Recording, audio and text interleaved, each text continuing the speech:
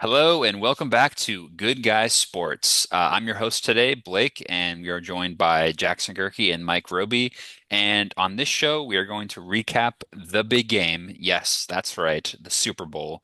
We did a big preview episode the previous week. We gave predictions, we gave some commentary, we gave our thoughts on what was going to happen, and now we're going to discuss and figure out who was right, who was wrong, and what went wrong for the teams. Mainly the Kansas City Chiefs, obviously, in terms of going back in the game tape and seeing what happened. So, obviously, the game ended in a pretty comprehensive fashion for the Philadelphia Eagles. And to be honest, it was pretty lopsided straight from the beginning, right? I mean, I don't think many people were expecting the Eagles to jump out to as an aggressive scoreline as the one that ended up happening. And so when you look at the way that the Eagles were able to dominate the game, it was really surprising to a lot of people, but also not surprising given the fact that we had discussed previously that the Eagles probably on paper, looking at the complete roster, were the best roster in the NFL, offense, defense, special teams, etc. And so it just really seemed like the Eagles were able to establish what they wanted to establish. Now, I think the Chiefs did a good job of slowing down Saquon Barkley as sort of that primary offensive weapon, but AJ Brown and Devontae Smith and even a couple of other auxiliary players were really able to establish that passing game for the Eagles. But the real killer here was, and the reason why this game got out of hand quickly was Patrick Mahomes just playing a pretty poor football game. You have to call a spade here and say that Mahomes probably played one of his worst games that we've seen him play up to this point. Obviously, the interception, pick six by Coop, obviously really killed him, and then the other interception as well. Which gave the Eagles Mhm. a turnover in the red zone, right? So it was really a game of the Eagles executing and Patrick Mahomes turning the ball over in poor positions. And part of the fact was that defensive front that I think, Mike, you mentioned as well, is Mhm. that Eagles defensive line getting to the quarterback, and we saw pretty much exactly that, right? Yeah. So, I think the Chiefs tackles had a worse game than Mahomes. Right. It's just not I as mean, like people don't call out the offensive line as much, but to your point, yeah. the I mean, the Eagles, 6 sacks, zero blitzes. They did it all with a four-man rush. It's incredible. They just ate them up. I mean, it was an old school beatdown. I mean, the team with the best offense and defensive lines won the game. Yeah, the team that blocked and tackled the best won the game. And I mean, Mahomes he was hurried on half of his passes just about. It didn't seem like he had a clean pocket for pretty much most of the game, right? And yeah, he was running scared. And I think Jack was talking about time of possession last week. And the Eagles had the ball for 13 minutes and 52 seconds more than the Chiefs. That's almost one quarter of the game for an entire quarter over what the Chiefs had the ball. I mean, that was just, man, they just, the best team won that game. That's for sure. Um, yeah. I mean, the Chiefs did shut down Barkley, but, you know, that was just one phase of the game. You got to, give credit to the Eagles' defensive line. For sure. Yeah, it's about as a complete performance as you'll see. Jackson, were you surprised at the way the Eagles were able to dominate and get to Patrick Mahomes and disrupt him, given obviously we know Patrick Mahomes, he's a playoff killer. He's been so good in these pressure situations, but it seemed like the Eagles were really able to disrupt his flow. Were you surprised at that, or were you maybe thinking in the back of your mind, well, the Eagles are a good team. Maybe it's not as surprising, or what were your reactions as you're watching that first half unfold?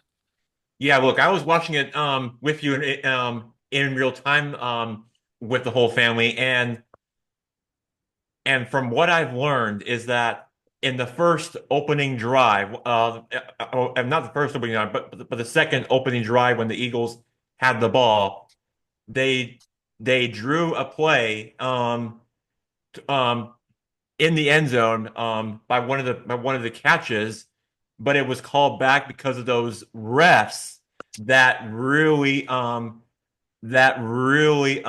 cost us for this offensive pass interference. And my brother was just screaming and yelling in front of the TV, just saying, It was a bad "Hey, call. it was a bad call. What are you thinking?" And then all of a sudden we were just like holding our breath and just realized how nerve-wracking it was in the start of the game. Right. Having realized and that was where you realize, okay, the Chiefs had the ball. They were going to be in this thing, and Philadelphia was like, we fought at the beginning of the game that the Chiefs were the Chiefs defense and this team were like, okay, we got this. We're in this. We thought we are going to go for the Oh, repeat until not so Philadelphia made fast. those defensive plays adjustments that was well after they settled for the field goal, it was all Philadelphia later on the game.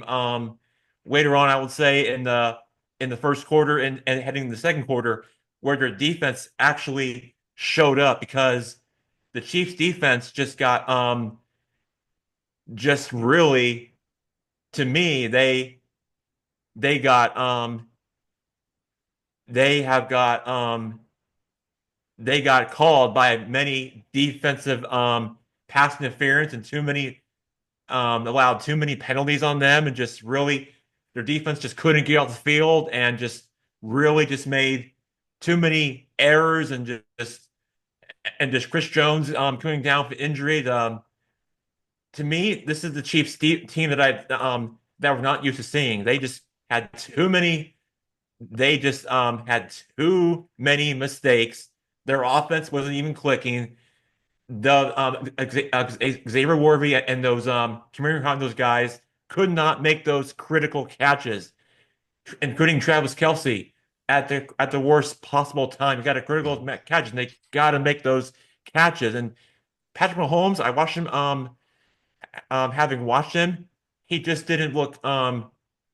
He just didn't look right in rhythm. And to me, I think that the Chiefs just really looked out of sorts to me from all of their from all of their from any of their playbook from their playbook and what they were just really were getting than what we're used to seeing. So to me, my instant reaction of how this all played out. See, I thought it was going to be a. I mean, look, I thought it was going to be a. I was thinking to myself watching it that I thought it was going to be a Chiefs repeat until it wasn't. Have having realized that the Eagles defense just somehow showed up in the worst in the best in the best really opportunity. I mean, AJ Brown, Dallas Goedert, and Jalen Hurts, and then Cooper DeJean and Saquon Barkley just really showed up at the at the at really in crunch time at the right in the best right possible time, making those big plays and those pick six interceptions and putting up more points. And then you realize that yes, you did build up a big lead and thought it was going to be this 28 to 3 Falcons meltdown until it wasn't. The only difference with that is that the Eagles just build on more momentum heading into the second half. And usually the Super Bowls halftimes are a lot longer than your average NFL NFL halftime. Well, usually you would thought that the Chiefs were going to climb back in this thing until it wasn't really close. Blake, they got shut out in the first half, and they didn't even score points in the first half, and this will be like the first time ever in my lifetime that I've seen a Super Bowl Goose egg. into the locker room scoreless. It's crazy. Yeah. Like the only time the Chiefs have scored points in a touchdown was 6 points. They went for a two-point conversion and they didn't convert it. Garbage time, we Now call they that. right. Absolutely. That's the word I was looking for. Total domination by the Eagles defense, but to me, really, the Chiefs, they did keep things close with converting with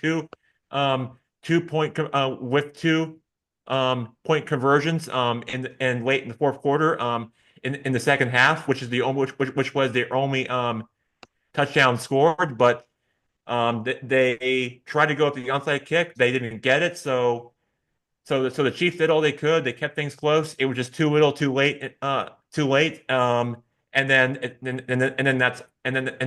that's really all I wrote with how the game ended. And then the Eagles just kept on making play after play until the last possession with the two knees, and they won. And then the Eagles win their second consecutive Super Bowl, and that's how it's all said and done. And got to give credit to those Eagles defense, and really, it was their night, and wasn't so and just I mean, look, Patrick Mahomes and Andy Reid and Travis Kelce and those guys, Xavier Worthy, did all they could. It just wasn't their night, and that's just really how it was all said and done.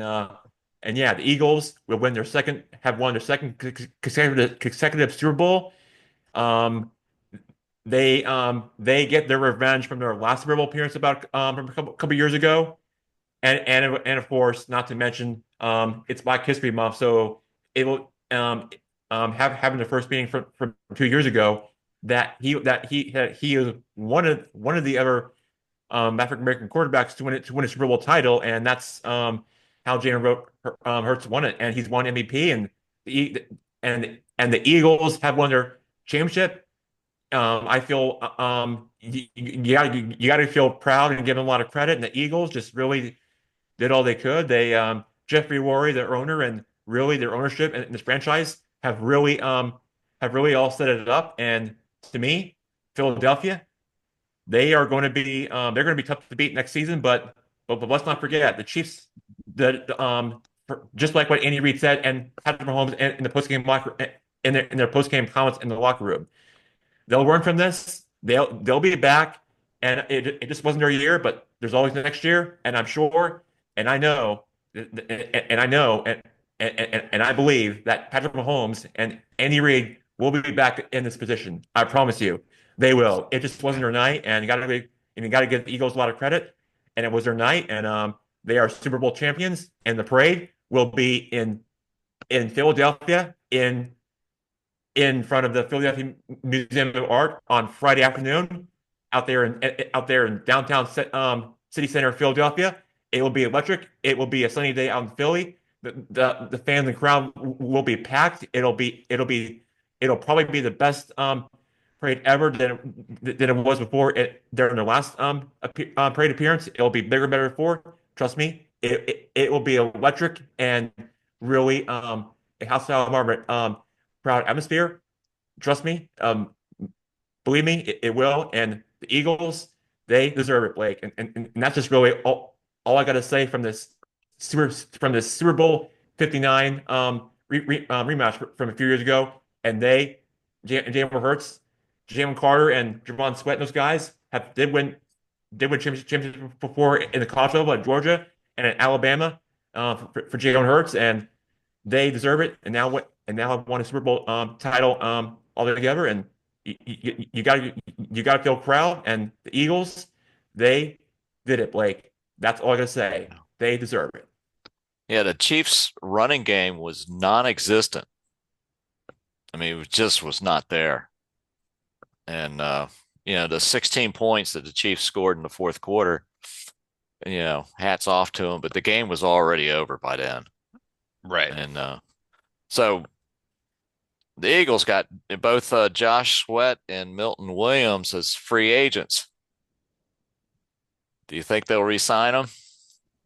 I mean, the thing I think you have to mention about this Eagles team is just you have to give credit to the roster construction and general manager Howie Roseman really did a masterclass in the offseason, you have to say, with some of the acquisitions and the draft picks, and not just this past offseason, but the past couple of Mhm. off seasons and the way they've constructed the roster. It's really been a clinic in terms of like how to assemble a good football team on offense and defense, and combination of savvy draft picks, Yeah. good veteran pickups, and also just getting guys that were maybe undervalued on other teams as well, and kind of compiling it all together, right? Yeah. Do you think they'll trade for Myles Garrett? I mean, you can never have too many pass rushers, right? That's what they say. So that would certainly be adding fuel to the fire, as they say. But I mean, why not? I mean, most likely he'll go to a team that's contending, but Yeah. you never know. Yeah. I mean, let me just say that Nick Sirianni and so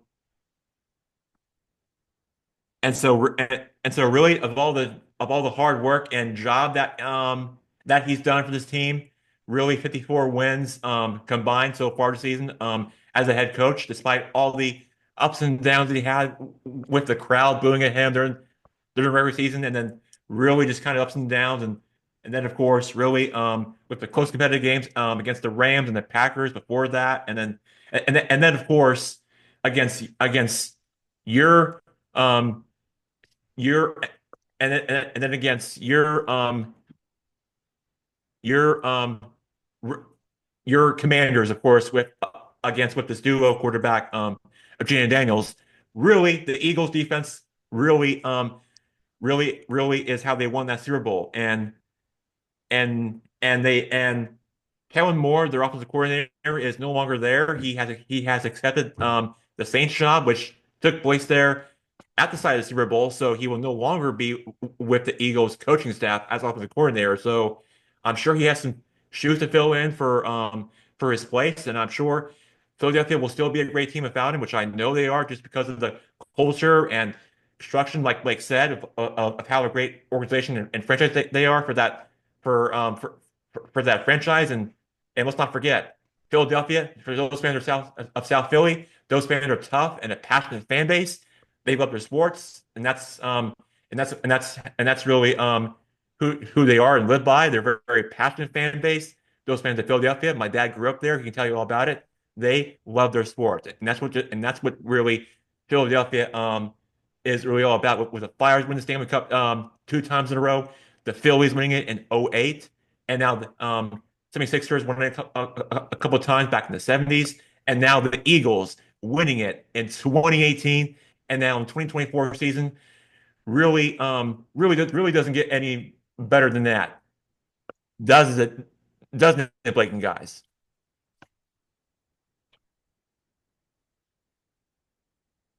No, yeah, 100%. I think it's really just been that kind of season, and for the Eagles team that they put on the field has been an accumulation of talent over the past couple of seasons. And you have to say that realistically, this team, start to finish, was the best team in the National Football League. I think a lot of times you can make an argument this team maybe fluked their way here, this team did that, but I don't think there'd be many people that would put up an argument saying that this Eagles team, start to finish, was the best team in the NFL, and they deserved the Lombardi trophy they got, right? So there really isn't any kind of argument against that.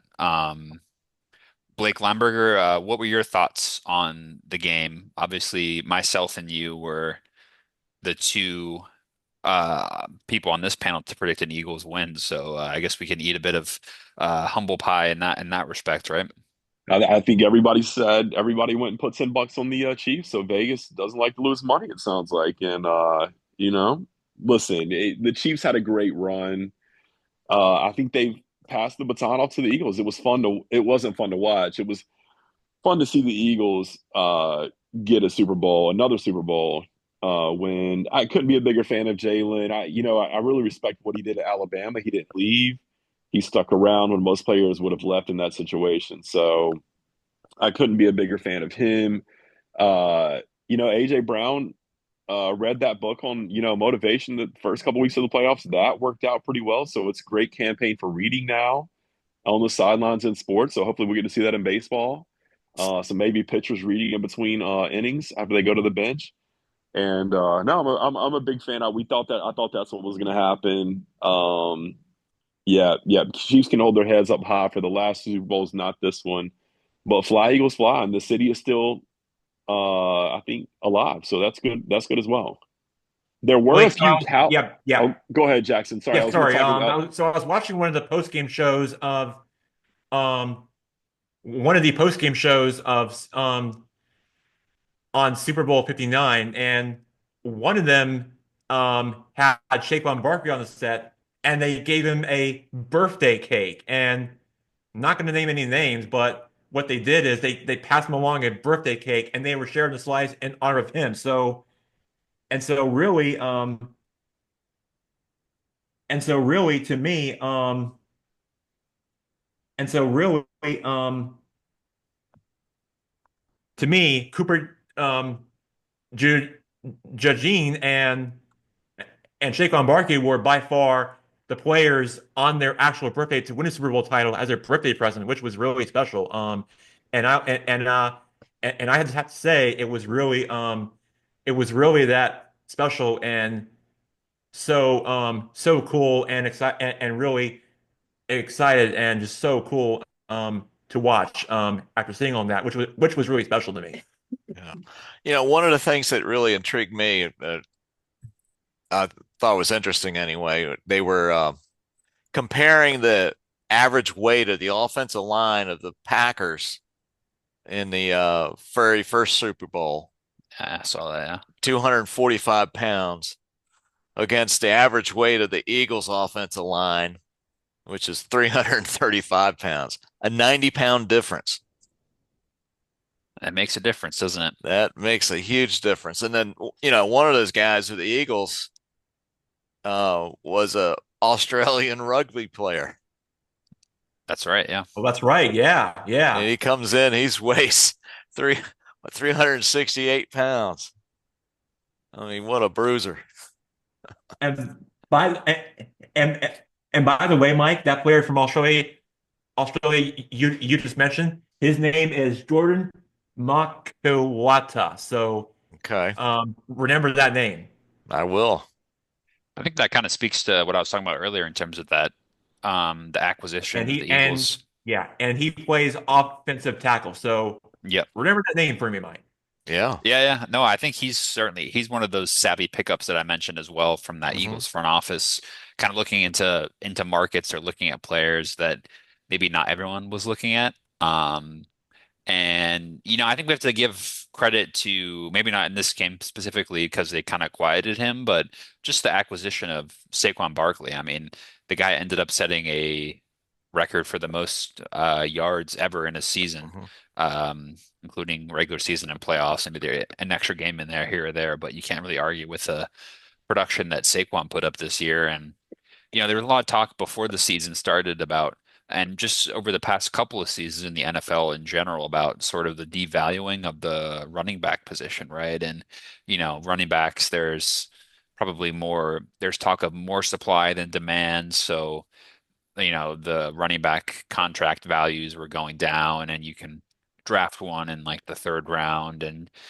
play him for a couple of years and then get rid of him kind of thing. But think this year in the NFL and Saquon for the Super Bowl winning championship Eagles team really proved that having a killer running back like Saquon really opens up the rest of your game. Because as we mentioned, Saquon didn't really have a productive game in the Super Bowl, but the Chiefs were so concerned about stopping Saquon that other areas of the offense ended up opening up, most specifically sort of that route to on the edge of the sideline to AJ Brown, right? Jalen Hurts is always looking that way, and when the defense is keyed in on stopping someone like Saquon, then that play just becomes even more critical, and that certainly happened in this game and throughout the regular season. So I think it'll be interesting to see next year and the upcoming seasons to see whether or not this is just kind of a one-off and the likes of Saquon Barkley and Derrick Henry, they're just that good that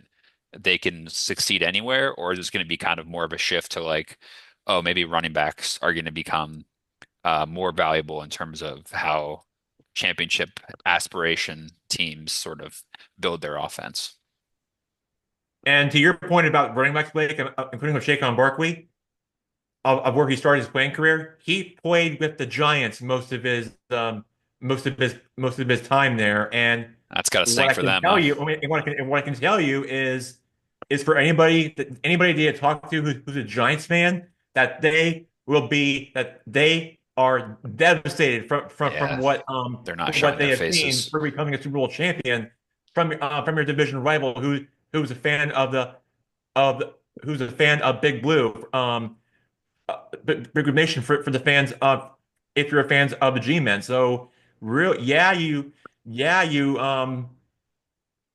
definitely feel not happy about it and just really just tough to watch if you're a fan of this team. But at the same time, you gotta feel very proud that your player has won a Super Bowl champion, even though it's from your most hated division rival in the NFC East.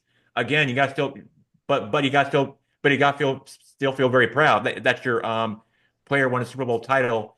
Anyway, despite it was from a team that was just south of the turnpike. So that's just how I feel for those fans up there, up in up from East Rutherford in northern New Jersey. But at the same time, you gotta feel proud, even though Saquon Barkley won the Super Bowl title with with the colored green jersey on, and that's just really how it's all said and done. Yeah.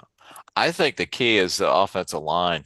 I think you're going to see more teams trying to build the offensive line because this was a game of a tale of two cities, if you will. Eagles offensive line, just awesome. Chiefs had problems with their offensive line starting in week 2. And just the performance of the Chiefs offensive line versus the performance of the Eagles offensive line. I mean, I think Mike is bigger, better now. I mean, Vigor's always better. yeah, yeah. But I think if the Chiefs had Barkley with the offensive line, they wouldn't have done anything. Hmm, I mean, that's a good point. you gotta have. I remember the when Washington, Joe Gibbs, and we had the offensive line we called the Hogs. I mean, Joe Gibbs won 3 Super Bowls with 3 different quarterbacks. None of them were, you know, outstanding all-stars. But the one thing that they had was an offensive line. Hmm. And that's why I was saying one of my earlier comments was this was an old school game. Hmm. The team that Yeah, good defense and a good offensive line. the team that tackled and blocked the best won the game. Hmm. And if And by the way, one other note I'd like to add that the Packers were the only team they were there. There was a NFL repeat, but that was before the Super Bowl merger back in the NFL championship days, where the Packers won it 3 times back in the '60s. Yep, So that was the last time we've seen a repeat in the early NFL modern era. So yep, the Packers remember won that. 65, 66, and 67.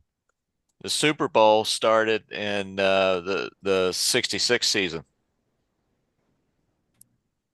So all I can say of that is the Packers for now, for the time being, are safe. Yeah.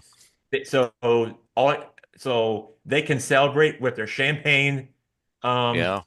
for now, the time being. Well, that's one of the reasons that the Super Bowl trophy is called the Lombardi Trophy in Named homage after to the great in Vince homage to Lombardi, Vince after all Lombardi. those years ago up in Lambeau Field that that all first got started. Yeah, one of his famous quotes is winning isn't everything. It's the only thing. There you go. There you go. The great Lombardi. Yeah. Now, I wanted to ask, Jack, just sort of like narrative wise, you mentioned you think the Chiefs will be back, which It's a good I mean question. I don't I agree with that. I wouldn't say I don't disagree with that, but what I will say is I'll give you my opinion and tell me what we think about this. I think the Eagles have a better route to dominate the NFC in the next couple of years than the Chiefs do with the AFC. And that's just given the fact that a couple of the Chiefs players, i.e., like Kelsey or Chris Jones on the defensive side of the ball, they're getting up there a little bit in age. Plus, you've got competition from the likes of the Bills and the Ravens who aren't going anywhere in the AFC. Whereas the Eagles possibly have a more clear route. I think the Lions are going to be healthier next year. They'll be back. 49ers, we're not really too sure about them, what's going to be happening there. Obviously, coming off a poor season. So I don't know. Am I crazy to say that I think I'm more bullish on the Eagles going forward than the Yeah, Chiefs? 100%. You're spot on. I mean, yeah, I just read where the Chiefs cut 7 players within 24 hours of losing that game. The Eagles, I mean, God, what do they need to fix? And it's not like they don't get. It's not like you knew in the Super Bowl you don't get any draft picks. They're still going to get some more draft picks. They're going to get better. They're not as we used to say, Jackson in South Carolina. They're not rebuilding. They're reloading. What do you think about that, Jack? I remember that. I remember that too well, Blake. You and me both. The We beat have lived through it during time in college together. I I've known it too well during my time there the together. beast Great from the memories. East. It's good. It's good. Yeah. The NFC East, by the way, collectively has won more Super Bowls than any other division. That's a good Wow. stat. Wow. Sure, I know that already. So, Jack, what do you think about what I'm saying here? I'm bullish. I'm more bullish on the Eagles going forward. I'm more confident in the Eagles than I am the Chiefs going forward. You're obviously a Chiefs admirer of the greatness. You said the Chiefs will be back, but I do you, do. so what do the Chiefs have to do next year to make sure this kind of game doesn't happen again? You got to go back to the drawing board and just limit distractions, outside noise, and just really just learn from your mistakes and do some off-season workouts and really correct the mistakes that you've made for most of the season, including that Super Bowl loss, and just get all the things right and taken care of. And if you get all that taken care of and done, then great things will happen. That's really it's really that simple. Just really watch the game film, correct those mistakes. Andy Reid and Steve Spagnuolo will learn from this, and they will correct those mistakes and just really and hopefully bigger and better things will become for Chiefs Kingdom and those fans out there in Kansas City, and they'll learn from this. It's definitely a tough loss, but they'll learn from this. They'll be back, and they'll definitely be competing for more championships for many years to come. Yeah, I guess Mike, you mentioned the offensive line, right? If you were an Hmm. advisor for the Chiefs, is that be where you would tell them to maybe take a look in the offseason? Absolutely. I would tell any team to do that, but I mean, the Chiefs tackles were just beat. They kept getting pushed into Mahomes, and there was a radio commentator that always did the Washington games. He was talking about when the quarterback would get happy feet, would mean that they would just start dancing around because they were, gotten a little nervous and such. Mahomes had happy feet 100%. because he was just getting rushed. And again, the Eagles did it with four guys on a few occasions with three. They had no blitz. They didn't blitz at all, and Hmm. they sacked him 6 times. I mean, that to me, that's you're not going to win any games if the other team doesn't have to blitz and they get to your quarterback. No, absolutely. And I think, maybe it's easy to make the argument in retrospect, but I think the Chiefs were really kind of maybe like a ticking time bomb in terms of they were able to get through these games due to Patrick Mahomes able to extend plays, make these quick throws, and kind of avoid the pressure and get out of trouble. But like you said, if you're coming up against a defensive front as formidable as the Eagles are, it was just really men against boys in terms of that off Chiefs offensive line versus Eagles defensive line. So Yeah. certainly if they want to have any chance of getting, let alone getting back to this position and beating a team as formidable as Yeah. the Eagles on that defensive front, they're going to have to certainly find some sort of solution on the offensive front. Yeah. Yeah. I mean, the end of this second quarter when he had pretty much back-to-back interceptions. The first one was returned 34 yards for a pick six, and and then the next possession, I mean, he threw another interception. I mean, Yeah, and that second interception as well, he was facing the pressure and he was yeah. almost throwing the ball as he was getting hit, right? So, Hmm. I mean, that's just going to be a recipe for disaster every time, right? Yeah. So Yeah. certainly, yeah, if you're giving the Chiefs, I'm sure they know what they have to do to get better. But yeah, certainly shoring up that offensive line, it seems like an obvious thing to say is you've got Patrick Mahomes, you'd want to protect him, right? So Hmm. I'm sure they know that, and I'm sure that's something that Yeah. they'll try to address in the offseason. Yeah. Oh, I think it's going to be a slugfest next year in the NFC East between the Eagles and the Commanders. You pretty bullish on the I mean the Commanders the trajectory is going up, right? But it's going to It's be going tough to up. topple the Eagles though now. It'll absolutely be tough to topple. I'm not saying that the Commanders would topple, but the one thing the Commanders have got is people want to come to Washington now. The Mm. players want to come to Washington. Destination. One of the Is players we are keeping an eye on, by the way, Mike, is on Debo Watch.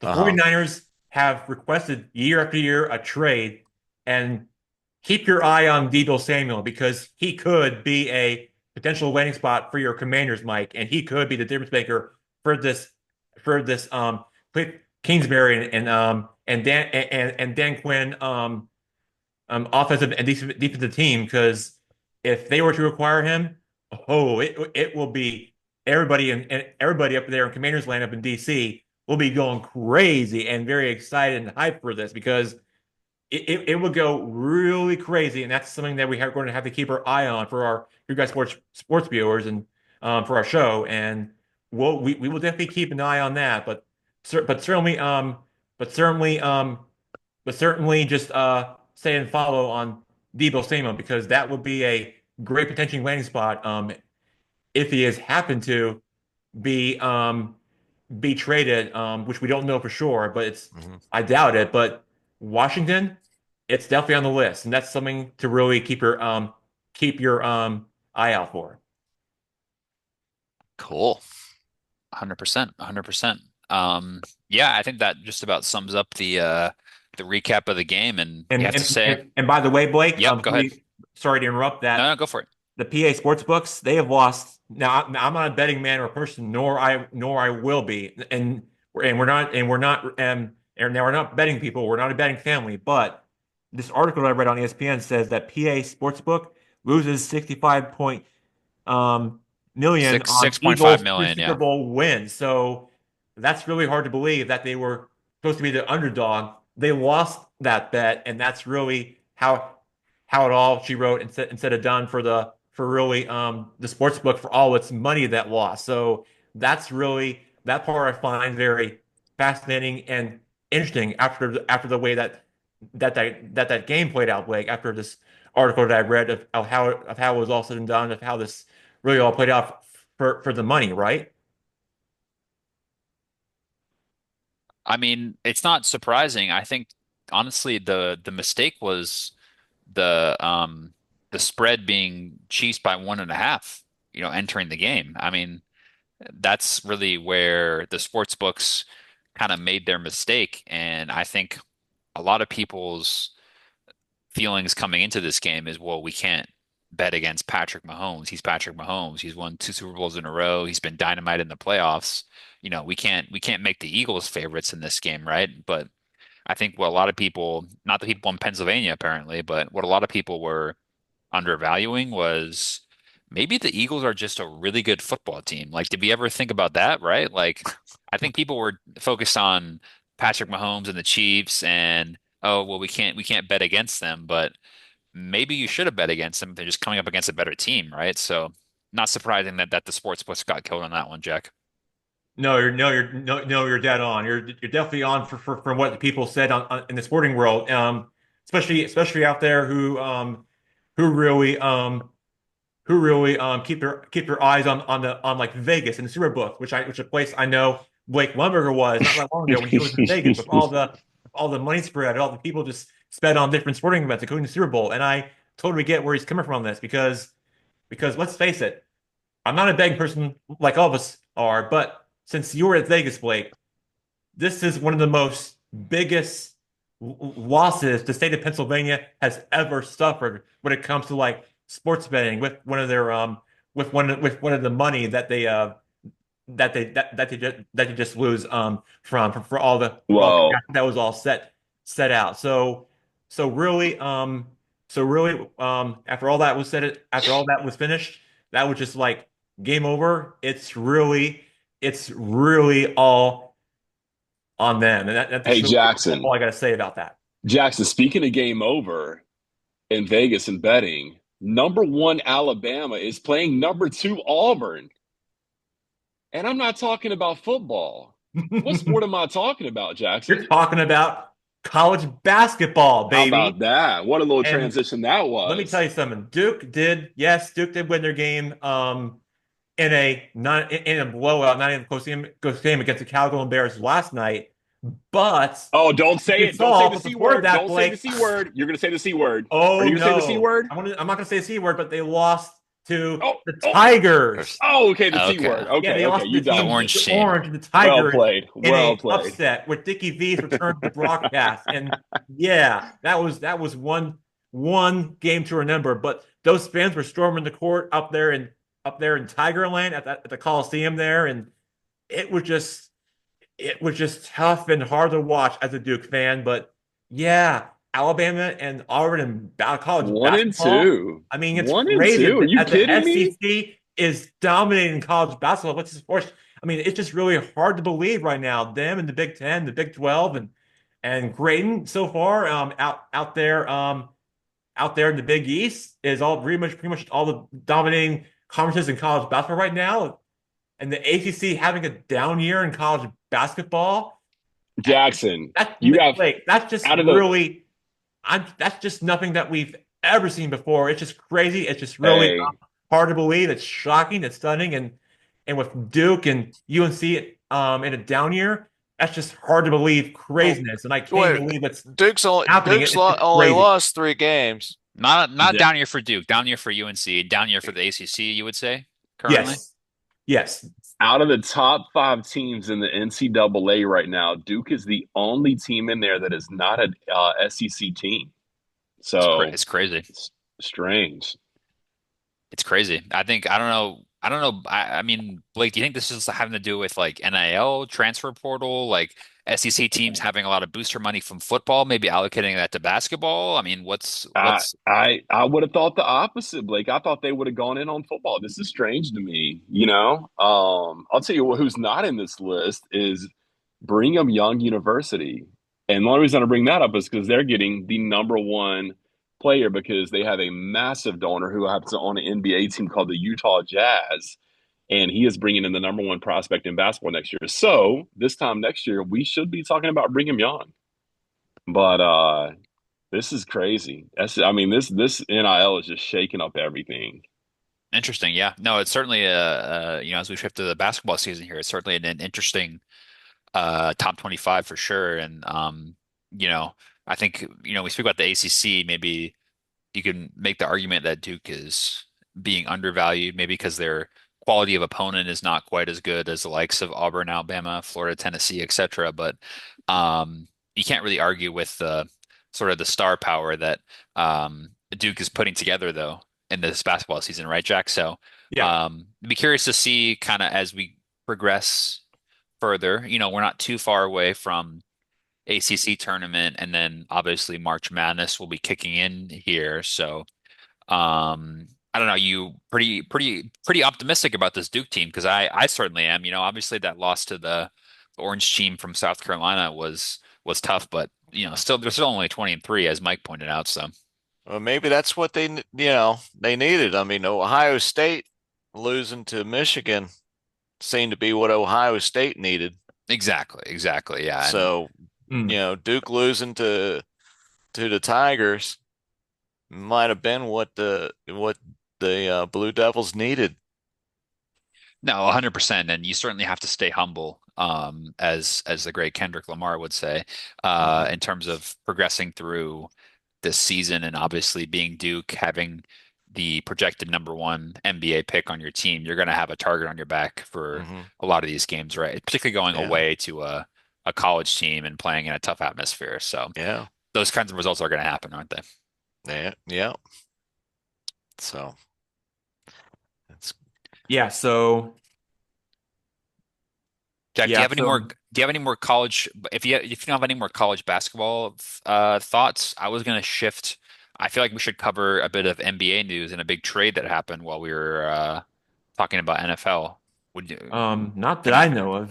Can I? Well, no. I wanted to switch over and discuss some big NBA blockbuster news that we didn't get a chance to discuss on our past couple of shows, obviously, because we were focused on the NFL playoffs and. Oh, Blake, you're talking about the Hornets beating the San Antonio Spurs in Charlotte the other night. I'm glad you brought that up. Exactly. I think they're I giving knew away you were going to say they were that, giving Blake. away $1 tickets for that one. No.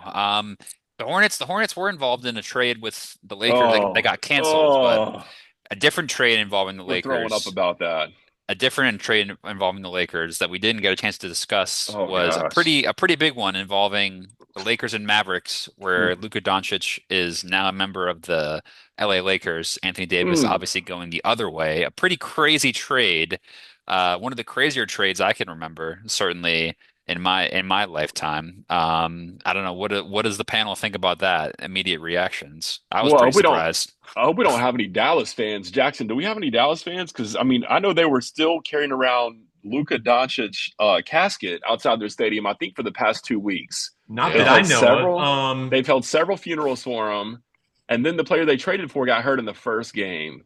Not Not that a I good know time of. to be a Dallas Mavericks fan, I mean, Jack, huh? Not a good sign. Obviously, they're heading in the wrong direction. So really, that to me, trade it's is going to be a franchise it's just becoming a curse. rebuild.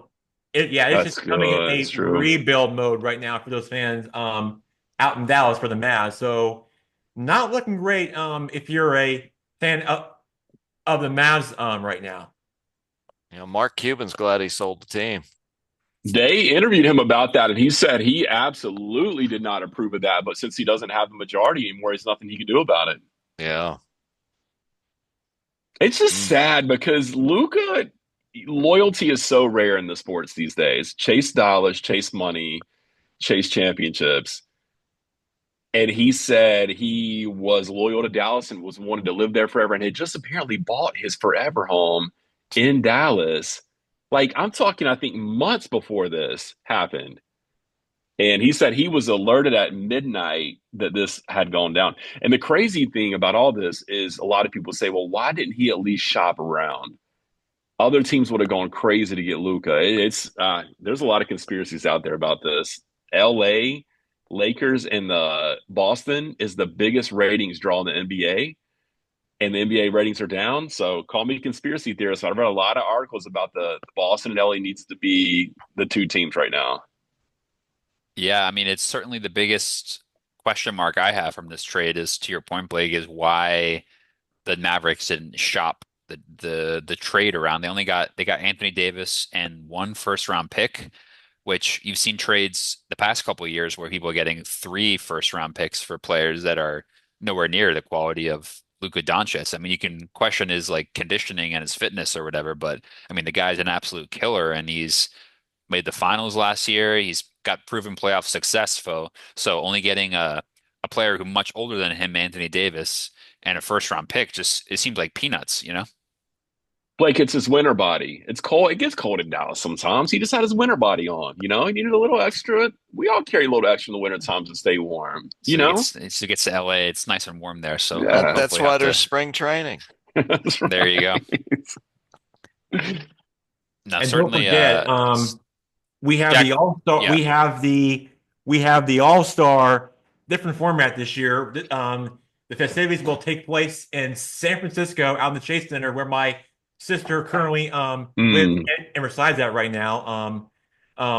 And it will all kick off and start off with the it will all kick off and start off with the 3 point with the 3 point celebrity um shoot off contest this Friday at 7 o'clock. If anybody is interested, tune in. Maybe we can maybe maybe one of us can watch that if we're able to catch any of it, or if not the highlights for that matter, which you can watch. So hope hope that one of you guys tune in for that if you're able to, which I hope you do.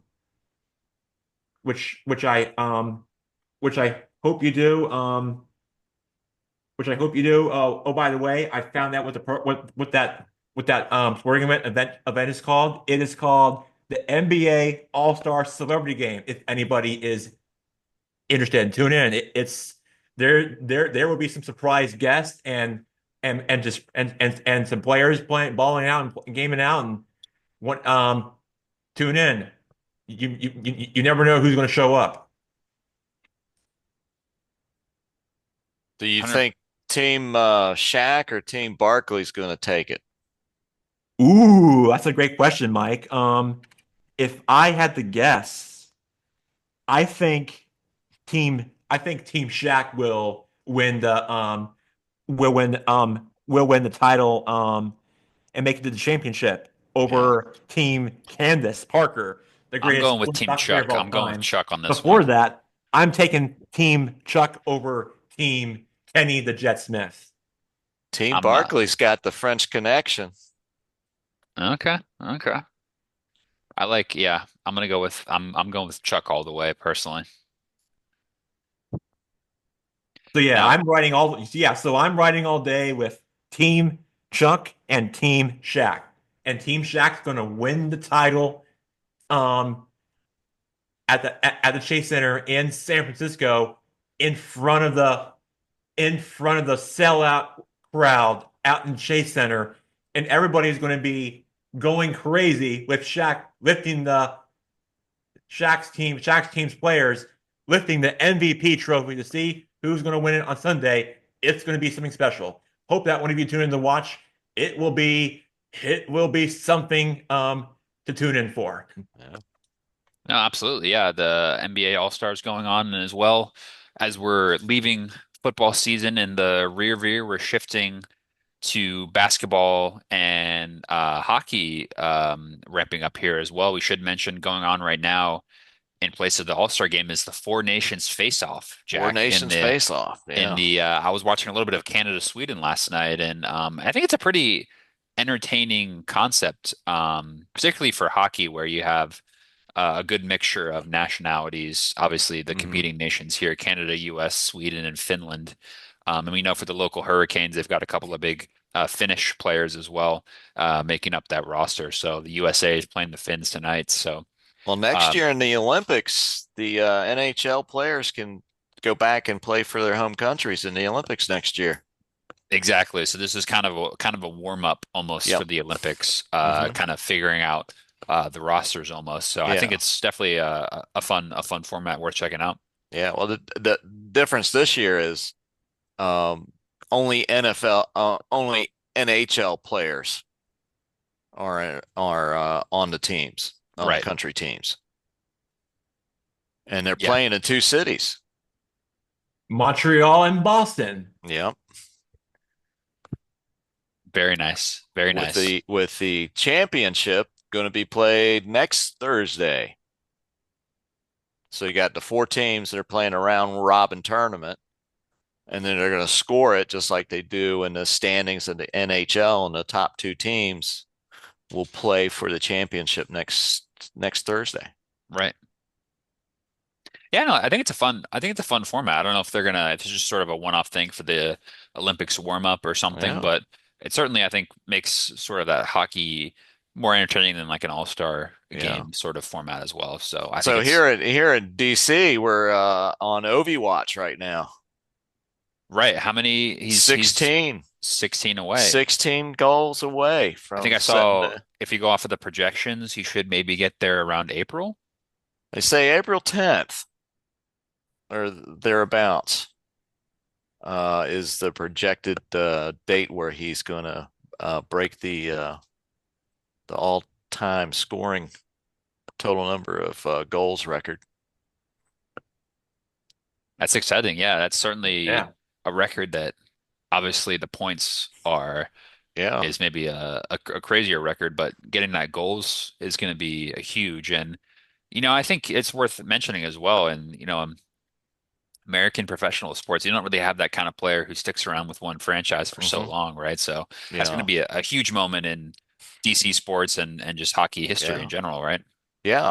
I think it's equivalent to Lou Gehrig's consecutive games streak that Cal Ripken uh, broke.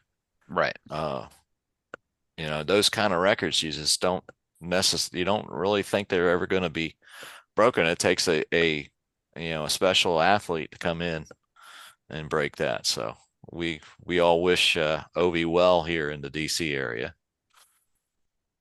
Absolutely. Absolutely.